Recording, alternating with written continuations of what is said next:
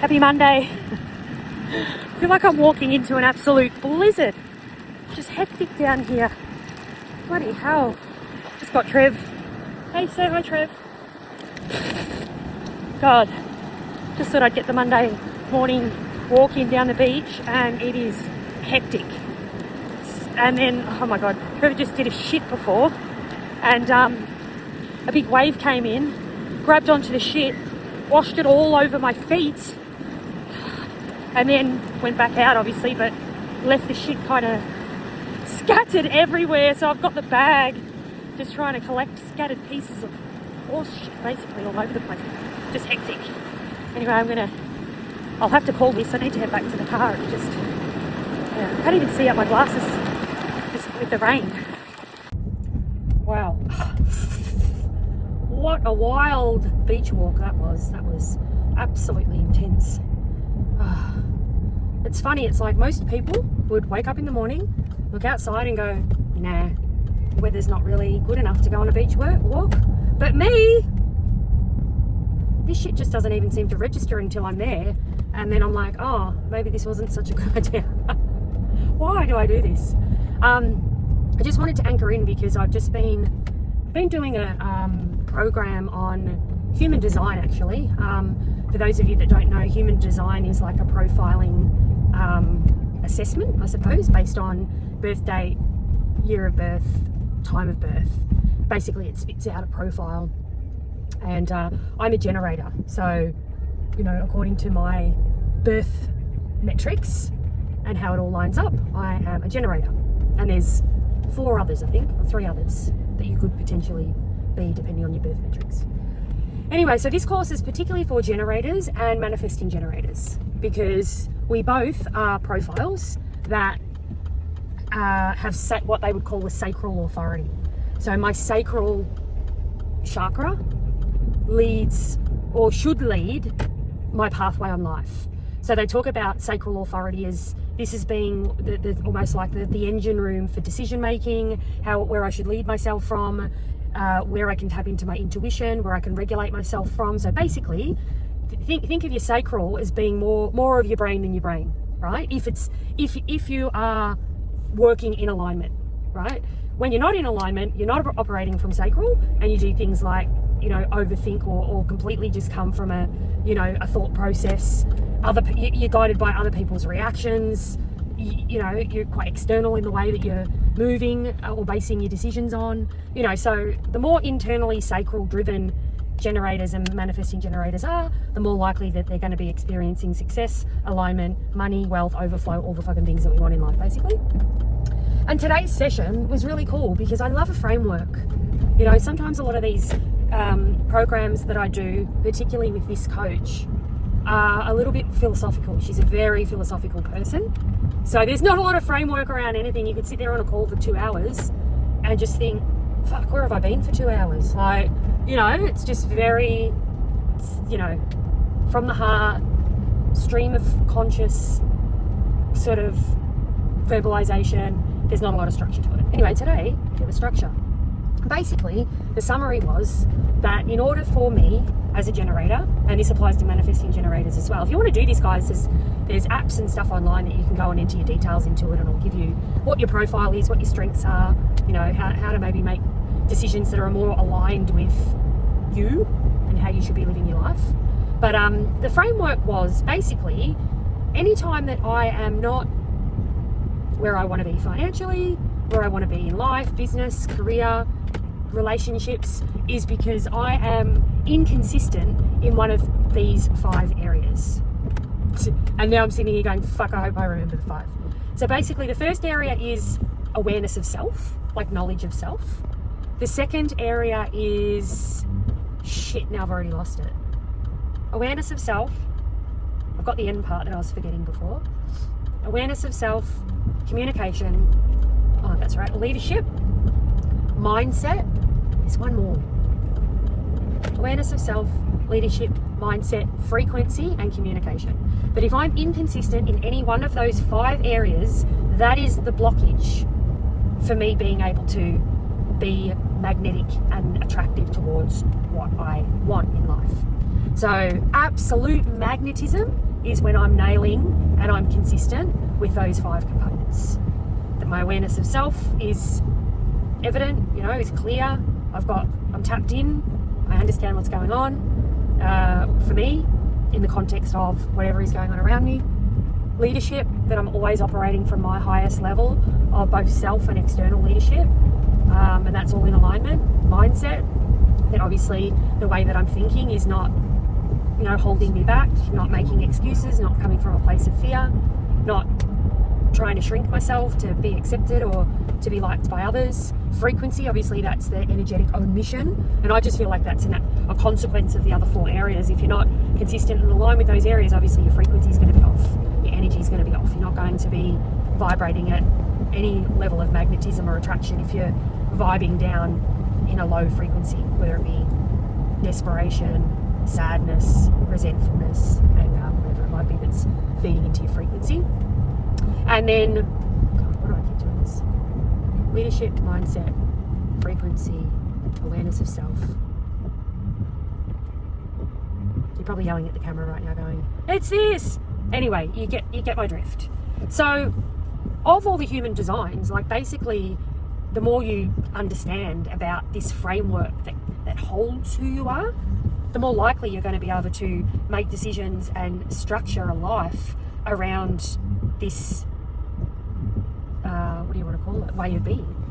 And the more likely that you're going to feel satisfied, content, joyous, all the things that we want to do in life. So there we go. I just thought that not only tested my memory, but helped me drop into some learning that I just had while I was in a blizzard. And for me, talking about the learning, and obviously there's, for those of you that might be a Manny Gen or a generator out there, you know, this is awesome information for you. Always happy to provide some more direction or insight to anyone in the comments if you feel like you want some more information on this stuff. But it's so fascinating to me. I love it. This is the self-development work I obviously do alongside all of the strategy and all of the kind of action-based stuff that I am working on in my business and in life. And I just think it's so incredibly important to invest in yourself this way. Invest in getting to know yourself. Invest in facing yourself. Invest in going deep. Invest in learning how to think. Like, it's just so important. Got a new one.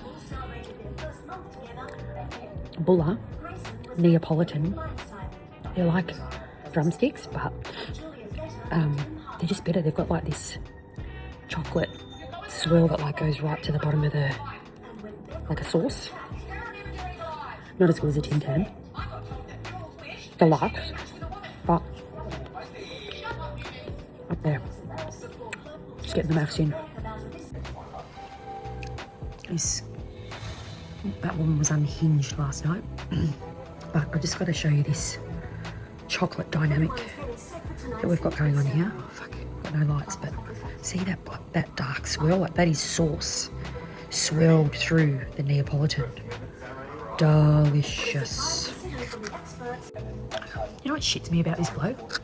Like, he claims to be this gender traditional dude, but he only does it when it suits himself. Like, last night she goes to him, so if we're out for dinner, like, do you pay the bill? And he's like, well, it depends. Like, it depends whether I like you or not. And she's like, but why does it depend? Like, if you're this traditional guy, wouldn't you just pay each time? And it's like, he just switches it on and off according to what suits him. He's not traditional consistently at all. It's just when it benefits him. It's fucking infuriating.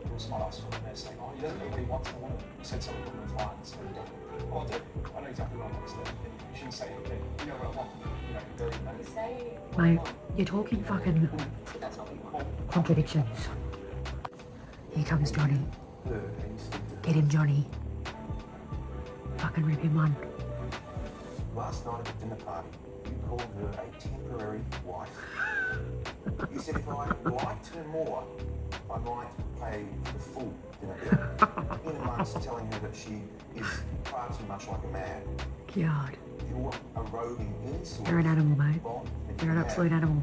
Tell the truth, Johnny. Yeah, I'm at my breaking point. I really do feel like I want this experiment. Okay. Tyson, is she right? Is she too masculine for you? Yeah, because she disagrees with my opinion. Trevor the Diva. This whole can't be outside, gonna bark till you let me in drama. I was just literally here making my lunch and I turned around and this is what I saw. Literally like just staring at me through that. Oh God, he's going to sleep now. He was literally just looking at me. Oh, Trevor the mad stalker. Hey guys, so this is obviously day one of Steve doing a job, because this is a very valid conversation to have for the salon owners. Come into the frame, Steve. So Steve, I've put all the pricing and everything in terms of Steve's hourly rate is $100. And then we put extras in there for like tip runs. There's obviously tip fees involved in that. The tip run is by time, right? In terms of if it takes him, I'll put two options in there, 15 minutes or 30 minutes to drive to the tip. And obviously that's cut down based on, 15 minutes would be $25, 30 minutes would be $50, right, of his rate. Anyway, so he goes to his first job today and he cleans up the front yard, yeah? Yep. And then he negotiated to do the tip run for free because he wanted some before and after photos, right? But then he come home shocked at, number one, the time it took to obviously get there and back from the tip and the tip fees. So Steve's come in and gone, so I would have to charge the client $100 because it took me an hour to get up and down from the tip. And then the bloody tip fees were $55. So, and he had almost a trailer full, didn't you? Yeah. Trailer full of rubbish. $150 to charge someone to get rid of it. I can't charge that. So, and then he was differentiating between, but the tip's not as valuable in his time, even though it's taking his time, as the bloody backyard was. Anyway, so as a development exercise, I got Steve to call around rubbish removal places, right? Now, the first place you called it was a $245 call out fee. That's before they even look at how much rubbish you've got. And then it was like, how much was it? $100. $100 for a cubic metre. Yeah, on top of every. So it looked like Steve's rubbish removal that he took away for the lady for free in exchange for before and afters would have cost her about $380, yeah? Yeah. And your charge is $150. No. Yeah, but that's what you would have charged. Well, this is what you're arguing against. Yeah, I would just charge maybe $100 flat rate to get rid of the junk when I'm already there. Okay. I would charge $100 to get rid of the junk. Inclusive of the tip fees. Yeah, so it cost me $55 for the tip, and then you paid yourself $50 to drive an hour. So you're working for half price. Yeah, just the tip bit, yeah. But can you see like the dilemma here in terms of pricing? And this is, I go through this with salon and clinic owners all the time in their pricing menus. But they're paying $100 an hour to get their grass mowed and whatever else they want, and then they're going to pay me $150 just to go and drop off the rubbish. But if you've driven, whether you're mowing for an hour or you're driving for an hour, it's an hour of your time. So why is the hour to the tip less valuable than the hour you spend mowing their lawn? Because I could do two jobs, and then at the end of the day, just go to the tip, and then it's two in one. Two birds with one stone. No, but you're looking at it per job. It's what you're saving them, yeah, that's right? what I'm saying, $100. You're saving them a tip run, not you a tip run. If you get three lots of rubbish in a day and you only need to do one tip run, other people that are mowing the lawns are charging $100 and no tip fee. And this is the other argument. What are the other people doing? Yeah. So then he's like, go and see what garden people are charging rather than just looking at the rubbish removal people, right? Because rubbish removal people are charging for their time. Right? They're not mucking around. They're like, I think he said, yeah, well, we've got to charge you for the travel time there. And I'm like, yes, bro. Like that, because that's how work works. Right? So you have to be clear on your pricing. And if you feel uncomfortable charging something, that's a you issue, not a pricing issue. Because the price is the price. Whether you're spending an hour driving to the tip or you're spending an hour mowing the lawn, the price is the price. So you've done two houses. I understand. However, this is the cost saved. So if the client was to do their own rubbish removal, or they were to call up a company like you just did, it doesn't matter whether you can do 3 loads and 1 tip run. It's still the per job for that person. Because they can either pay rubbish removal man $380 or they can pay you $150. You're still saving them money. Mm-hmm. You're still cheaper than a rubbish removal place. I'll have to check his invoices. No, you're okay. Okay, I'm going now. Okay, bye-bye. Yeah. Charge your worth! Finish mowing someone's lawn and I have all the green waste. How do I charge them to get rid of the rubbish? It cost me $55 today. Sorry, Steve, is that like actually telling you everything that I told you today? Nope. You do realise I'm one of the best business coaches in the country. Mummy! Yes, darling. Yeah. Is it literally telling you everything that I told you? He's on ChatGPT, still asking about the pricing for the tip. Your case, $55. Charge the customer 110 to 140 disposal fee. Yeah, that's right, Steve. This is a standard price across Yes. Queensland mowing. There you go. See, and who, like, I don't know anything about mowing, but I know how to price businesses, services. Yeah, but if you do 2 jobs, No, it's just, it's per okay, you might be onto something. unit, Okay, you might be onto Stephen. something. But you do realise, like, this is what I do for a job. Like, why are you double checking things? When you do your blow job, your blow wave, whatever it My is, what? your haircuts, you don't go to the customer, oh sorry, I'm going to have to charge you to broom up the hair and then walk to the rubbish bin. That's how I was saying. What's walk to the rubbish bin? No, but if You know someone what I mean? if someone comes in for a half a head of foils, right, and they selected half head of foils, but they've got thick hair instead of thin hair, do you think they pay more? Yeah, same with the lawn. It takes longer, so you're paying more. Correct. So when you drive When you sweep extra up the thick time, hair, when you sweep up the thick hair Yeah, it's- and walk to the bin, it's still the same time. but it's time. But you don't charge for that hairdresser. Well, you do because because the thick hair, Hang on, I've got to change scissors. the thick hair takes more time and it takes more Yeah, product. that's like the lawn. The longer, it takes It's more time and product. But it's the end of it, you know. You don't have products, but you have time that you need to account for. I'm listening to ChatGPT, okay? Which basically just told you everything that I said. But I might do a discount. Oh my god. Someone help So, me. Steve, Remember, there's people that are just freaking... Steve's researching That's cruel. static collars because we have a bit of a diva on our hands, don't we, Trev? Is Trevor Diva? Trevor will not go outside without barking. He wants to be inside all of the time. And then now in the morning, he started not wanting to go out for a wee. So I took him out in the backyard this morning, walked him all around. He's like, no, I'm not weeing out here because I want to go out the front on the lead and do a wee. Isn't that right, Trev? You don't want to wee in the backyard. You don't want to go in the backyard. And so Steve's looking up static collars to try and stop him from barking because we don't want to wake up all the neighbours, Trevor, at 5 o'clock in the morning. And then, yeah, we don't know whether that's a good idea. We're just researching. It's an anti-bark dog collar. So it does sound. If that doesn't work, then you choose vibration. Anti-bark And collar. if that doesn't work, then you go... The only static. problem is Steve just read out that you're not allowed to sell these in New South Wales. And I'm like, well, why is that? Why not? Oh, baby boy.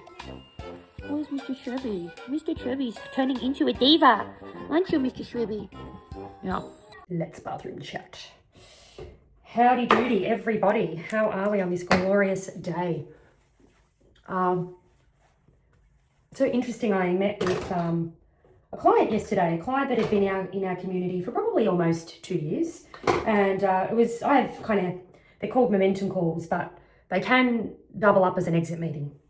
Anyway, this client turned up and she's basically, in my opinion, probably ready to step off from the program because she had gone to our community and we didn't see her anymore. She was sort of a bit disengaged, and that's the risk when you're not engaged in one-to-one coaching and you don't have accountability and you drop down to a program that doesn't have any accountability or a level of the program, you probably get lost, in my opinion, is what I'm definitely seeing when I have clients step down to a less intensive version of my coaching program. Anyway, so I get on a call with her yesterday. We look at all the numbers and she's still not making money. I'm like, what's going on here? We're not in business to not make money. Like, help me understand. And she's like, I've got debt. And I'm like, okay, cool. Yep. So let's have a look at it. And she told me her break even and she told me her debt. And I'm like, okay, but if I take the debt out of it and pretend that would be profit, if you didn't have to pay the debt, you're only in 11% profit. I said, that's not enough. You got to be in the sort of the 20 to 30% zone. I said, I don't care how you spend the profit. I said, but this is just basic business expenses and you're not making any money. She's like, yeah, I know. And I'm like, well, let's figure it out. Are you fully booked? Yes. Are the team performing? Oh, they could probably perform better. And I'm like, well, if you're fully booked and you're not profitable in the 20 to 30% mark, then you've got a pricing problem. She's like, yeah, I know. And I'm like, okay, well, where's your pricing sitting in terms of profitability? Because I have a benchmark of 75% profit margin in terms of, that's just for cost of goods, that your price, what you charge for your services, is basically incorporating 25% cost of good, 75% profit, right? Cost of good is just your wages and your products, right? Not your overheads and all of that. I account for that in a different spreadsheet. But when we just do pricing at face value, your cost of goods has to be under 25%, and I want to see a 75% profit margin. And she said, oh, they're in the 60s. I'm like, why are they in the 60s? Oh, because I'm pretty much the most expensive. And I'm like, so what? I don't care what other people are charging. Like, this is your business. These are your metrics. You're not making money and your services aren't profitable and you're worried about what Sally down the road's charging. It makes no sense, right? And then the other thing I went and looked at, I said, how are you spending your time? Because she's got a million kids. And, you know, obviously the challenges of business life and being a parent to so many children would be very difficult. She said, well, you know, this day I do my team meetings and my team training, and I'm home 2 days with the kids, and then on this day I do some more training and I'm with clients, and then on the other day I'm on clients, and sometimes Saturdays I'm on clients. I'm like, so when do you work on the business? And she's like, oh, I just don't have time. I said, yeah, you do. These clients that you're servicing, you need to ditch them. When I looked at her diary, there was no time in there at all for working on the business. So as far as noticing that she knew she wasn't making money, where the profit margins were, looking at the pricing, looking at the strategy that needs to be implemented to get the business into a profitable zone despite the debt, I just said to her, well, when would you have time to actually work on this in this strategy? Because at the moment when I'm looking at your diary, it doesn't look like you do have the time. And you're servicing clients. And she said, well, I like servicing clients. And I'm like, I understand that, but the business is not making money. So you're at a bit of a crossroads here. And this is the thing about, I don't have anything against anyone working on clients, but you can't do it at the detriment of the profitability of the business and being able to work on the business in a way that means that you're making good money. Like, and the strange thing is that salon and clinic owners think that by doing clients, they're earning money, when it's actually the opposite. When they're doing clients and they don't have their business running in a particular way, they're actually losing money by working on the clients. So I said to her, once you've built your freedom, once you've worked on the business to a level where it's profitable, it's all ticking over, then you can go and work on clients. You've earned the freedom. But at the moment, you're accessing the freedom piece and the business is not earning money. Yeah, get it around the wrong way sometimes. Trev's separation anxiety is becoming a slight issue, I think. He does not want to stay outside without me. He will not go out for wheeze in the morning, like I said. When I'm inside, he's staring at me through the window. You saw it. Like, yeah, I don't know how this is going to pan out. Not that it won't work out, but yeah, I started off with a very low needs greyhound, and it's slowly just merging into having an extra child. Not sure how. I don't know, what is it about me that's attracted that in a greyhound? I don't know. Like, I just feed him good food and I take him for walks, and now he literally wants to breathe the air out of my mouth. Oh, who would have thought? Sup, gang? I just thought I'd show you one of the healthiest dinners going around, I reckon. I just thought it was quite humorous. I've just looked at my dinner and I thought someone could have a heart attack having this dinner. So as an entree, we've got a banger in bread. One of those thick ones. Heart attack on a plate. And then I'm gonna, what's the word for it? Chase it. I've got my chaser is fried rice from last night that I'm going to reheat. Now that could fucking kill me, reheating last night's fried rice, but sausage and bread, fried rice. What more could you want? What up, vlog? I've just landed in Brisbane. We're here for a disco. Me and the girls are here for a disco, aren't we, Sue? We are. Disco. They've all got their sequences and everything. I've got nothing. I've got you some sequences. Oh, they've got me some sequences. I'll have to have a look. Glitter. Some glitter. Oh, Yeah. we'll see. I did sort of bring something to wear, but who knows? Sue and I have just spent an hour trying to figure out where we're going to park, because we rock up to the hotel and then there's all signs saying that all the roads are going to be closed tomorrow for a bloody fun run. Who'd be fun running on a Sunday? That used to be me back in the day. But yeah, so we had to go put our cars in another car park because we didn't want to get locked in till, you know, midday tomorrow. So we just spent an hour driving around Brisbane trying to find the alternate car park. Let alone the fact that when you arrive here, there's only 2 car spots available in the bloody check-in area. So I had to drive around just the reception part for half an hour waiting for a car spot so I could check in. So, yeah, Meriton Suites Brisbane. Who would have bloody... the dramas. Yeah, here we go. Everyone's getting ready. Got me lip stain on. Got to get that up. Woo! Here they go. Look at the sequin number. We got Shandy Mandy in the house. We got Crystal. And where's the ultimate? Here she is. Ding dong. Disco, disco, disco. Say hi, Alice. Hi. Here we are. Alice is driving us to the disco. How lovely of her. A vlog. Yeah.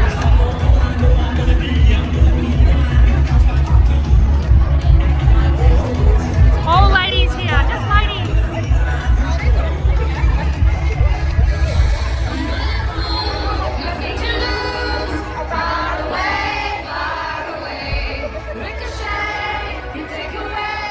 It's just all ladies.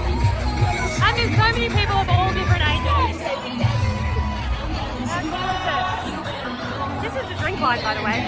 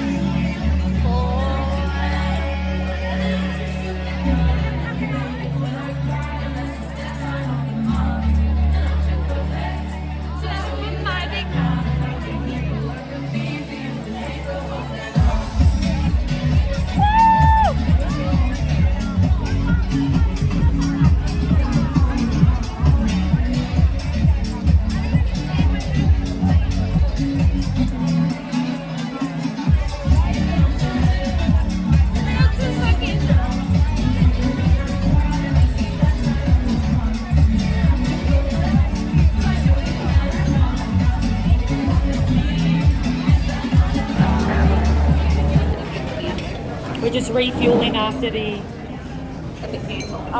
dance off. I reckon that'll keep you going for a couple of days. Good morning vlog. Just driving back from Brisbane after disco club. It's obviously in the morning. I've got a story behind this. Sue, one of my mates, and I decided to park our cars in a different car park to the accommodation because there was a fun run on this morning in Brisbane City, and we wouldn't have been able to get our cars out of the hotel car park, so we just parked in a completely different car park altogether. Now, Sue and I are not the sharpest tools in the shed when it comes to maps and directions. Even though the bloody car park was only around the corner from our existing hotel, we got lost. So it took us, we walked in completely the wrong direction, then it started pissing down rain. So we were like two drowned rats with suitcases wandering around the streets of bloody Brisbane trying to find a car park. Anyway, just heading back. Had a great night. Like, I actually, in my usual form, had no idea what I was attending last night. Just one of those things where one of my other mates put the call out and said, who wants to come to disco club? And I had no idea what it was, where it was, anything at all. And I just said, yeah, I'll do that, whatever. And what it actually was, I'd never heard of Disco Club before. Check them out on Instagram. But basically, it's two women that created dance events for women, and it's celebrating women in all versions and all, and it's almost like an event for empowerment, confidence, and all they do is just, obviously they've got it's like a music festival, and it's obviously women only, and they're promoting sort of having fun and listening to all the, like there was a DJ and all the music and stuff playing, and it was all ladies music, right, from ABBA to bloody just every song that they played was completely attuned to, I feel like their demographic, like their ideal, and I looked into these ladies afterwards because I'm like, they've absolutely nailed their ideal client demographic, because I feel like their ideal client is probably someone in my age bracket, probably between 40s and 50s, and then obviously you just get everyone in between. Mums, because even down to the big screens, they had big screens that you could text, and the texts were things like, oh no, gotta host my kid's 4-year-old birthday party tomorrow, this mum is going to have sore feet, and and women jumping going, oh no, you can definitely tell that, you know, we're jumping, but we're weeing ourselves at the same time. Like, you know what I mean? Like, it was just such a, yeah, everything just spot on in terms of female middle age. And there was all walks of life there. Like, there were women that were in their 50s and 60s with their friends, and all the way down to, you know, 18-year-olds, which probably wasn't their demographic, but they're just along for the ride, you know. So then I looked into the backstory, and they've been doing this for 12 years, these ladies. They started off in a bowls club. And then to look at they had 5,000 tickets sold to last night's event, 12 years in the making, and now they're doing a national tour. So check it out. It's called Disco Club. You can see them on Instagram. I'm just spreading the word because I just feel like they did an absolutely brilliant job. They get on the stage. Their name is Lisa and I forget the other one's name. Lisa and something's Disco Club it's called. And they're in their sparkly outfits and they're doing all the dances, and yeah, it's just really very entrepreneurial, but it was quite a breath of fresh air to go to a women's event like that, even though I had no clue what I was going to. So had lots and lots of fun. So heading back now to the Goldie. I've got a friend up from Melbourne visiting today. Actually, an old friend that I used to work in corrections with. She was a corrections psychologist. She's going to come and check out me and Pat. And no doubt I'll probably need to relieve Steve because he's been on dad duties while I've been down in Brisbane for the night. So yeah, and I want to try and get in a sauna today as well. I sort of didn't have my sauna yesterday because I was pretty busy, so really want to get in there today. So that's the plan. There's a ghost in the lounge room. There's a ghost on Trevor's back. It's a ghost. It's a ghost. No, that's Richie. It's Peggy. Yeah. Oh, okay. So Peggy is obsessed with lizards, and I come home and she's got this new pet. I'm going to show everyone your new pet. Oh, pick him up. So put him on the wall and show everyone what he does.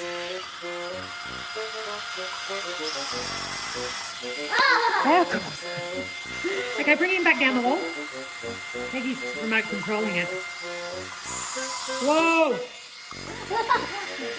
Whoa! Whoa, he's falling down. So funny.